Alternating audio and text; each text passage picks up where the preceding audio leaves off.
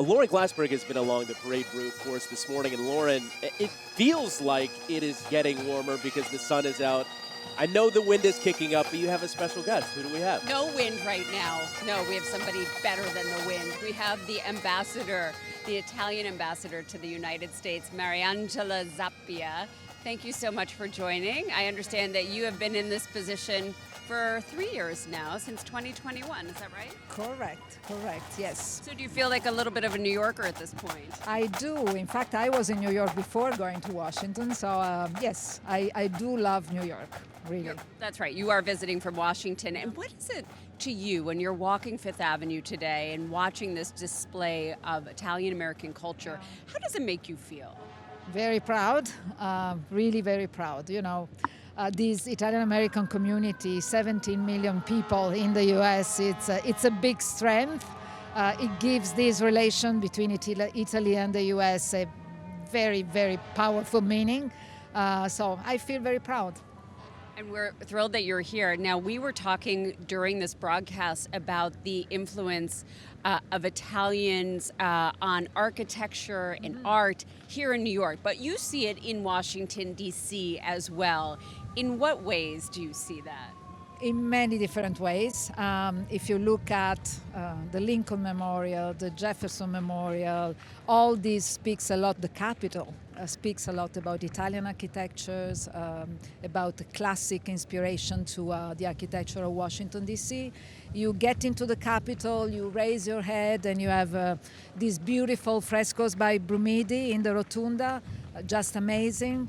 The Lincoln Memorial was really sculpted, literally, by Italian sculptor, the Fratelli Piccirilli, as the lions in the public library here. Of course, on Fifth Avenue as yes. well. So there are traces of, Italian architectures, Italian beauty, everywhere in the U.S., Washington in particular, but look at New York, also more contemporary. Renzo Piano with the New York Times, the Columbia University. Sure, we see it in modern architecture as well. Yeah, as well, yeah. Well, nice to note those things. Another thing for us to appreciate when it comes to the influence of Italy here in America and the continuing culture of Italian Americans here. And we thank you for joining us today. Thank you so much. Thank you. We hope you enjoy the remainder of the parade. Thank you so much. It's fun. It's a lot of fun. It's great. Fun. And if you go one block over, there's some food too. Yes. Just a little bit of a secret. Ambassador Zappia, thank you so much for joining us today. Mike, I'm going to send it back over to you. That's just terrific. Our thanks to the ambassador, and thank you, Lauren. As this day continues, and what a great day it's been so far, it's time to meet another one of our honorees, a philanthropist who has made so many contributions to the Italian-American community. This is Vivian Cardia. I grew up in a restaurant. I had a date every weekend because you got free dinner with Vivian. Honoree Vivian Cardia's story is a true New York tale. Woody Allen filmed a movie there. Charles Kuralt was there every night. You name it, Eli Wallach. They all came. I just thought it was part of growing up. She'd go on to become the first Italian-American woman to trade on the American Stock Exchange before taking over the family business.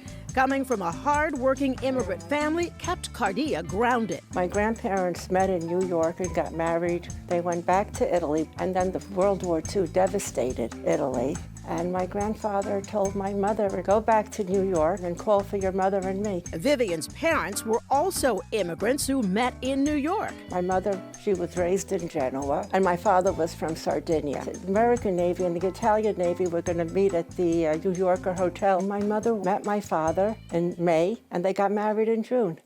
Family kept her in touch with her Italian roots. My mother would send us to Italy. I mean, we had to wash our clothes in the fountain in the town square, but it built character. Vivian's passion for education came early. My high school was amazing, Notre Dame. We still have 100% of our girls go to college. Cardia serves on the board of John Cabot University in Rome and supports the Columbus Citizens Foundation here in New York. We give scholarships to everyone. That's why when I was a little girl going to Notre Dame, I had a march in the parade. Who would have thunk that one day I would be up there? Yeah, Vivian Cardia, congratulations on being honored today. Just your reaction to all these people showed up to honor you. I'm in awe. I mean, I can't believe it. My parents belong here, not me. They're the ones who did it all. It's true. And I'm sure they'd turn around and go, no, you did it because it's what we taught you to do. That's right, but it's just, I mean, it's an honor that I could never, ever imagine. Do you attribute your success to the things they taught you? What do you think that But family we all support? had to work. We owned a restaurant. You know, you weren't the boss's daughter. You cleaned the bathrooms, you washed the dishes, and you cooked, and you served, and you bussed tables. When you did what you had to do. And how has that same work ethic driven you to where you are today? First of all, my mother, you know, she worked till the day both my parents worked till the day they walked into St. Vincent's Hospital and died. They never came out. Wow. And, you know, if you stop, you die. So I'm not stopping. But in addition Quite to the drive. working, you do so much more. You are so involved in many charitable causes, and you hold some quite impressive titles. The Italian government granted you the title of Cavaliere della Repubblica, which translates to Knight of the Republic. Why is that part of your life so important, the giving back to others? Well, my mother was actually one rank higher. She died a commendatore. I'm waiting for that. So it does all come back to them, huh? Okay. So I just... Who's from Sardinia? Your dad? My father. That is wild. That someone actually was brought up in Sardinia. And you know, I spent my summers in Cagliari. Oh. My first trip to Sardinia, the Costa Smeralda didn't exist. Oh, with the fancy schmancy up the northern. Fancy schmancy, right. But down by the other It was side. just beautiful. Yeah, is it? It's No gorgeous. one really is hip to that. How beautiful Sardinia Cagliari really is is. one it of the is most stunning. beautiful places in the world. Our sea is really green. I mean, there's no industry in Sardinia. So you say your dad? What did he do when he grew up? He had the family was doing farming there or something. Well, his family, my father's uncle was a doctor, and he made sure they all Look did at that. well. Look but at that. then my father, you know, he learned the restaurant business. Yeah, look at that. I mean, Sorry. they didn't go to college. Yeah. But We heard in the story there about being the first, breaking a lot of ceilings along the way. First female trader on the stock exchange. no, female, Italian. Yeah, Italian But female. there were many But females that part there. of it, right? Forging ahead, blazing trails.